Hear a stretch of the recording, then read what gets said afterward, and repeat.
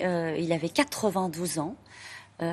Juste une réaction sur ce que véhicule cet homme souriant, oui, talentueux. Vous me l'apprenez Je vous l'apprends. en direct. C'est une grande perte pour notre pays, pour sa culture. Et effectivement, on gardera l'image de quelqu'un de pétillant. De ce décès. D'abord, il nous a apporté beaucoup de bonheur, beaucoup de références à des valeurs, et moi j'ai un souvenir personnel avec lui. C'est le combat qu'on avait mené ensemble pour les chrétiens en Orient, et notamment pendant la guerre civile libanaise, souvenez-vous. Absolument. C'était ce qu'on appelait le réduit de Jounier, avec d'autres, mais lui, en quelque sorte, avait réveillé nos consciences. On a du mal à être triste en évoquant la disparition de Jean d'Ormesson, qui avait un tel sourire et qui parlait de la mort avec une telle philosophie.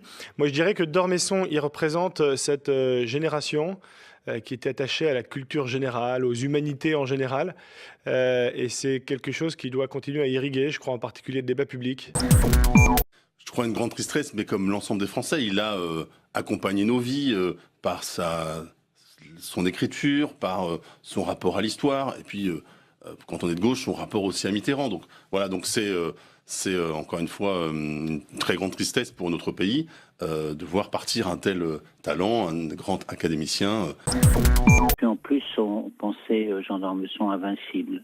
Il avait triomphé de son cancer, bien que très âgé, il était encore gai et plein d'élan comme un adolescent. Enfin, c'était un personnage fantastique.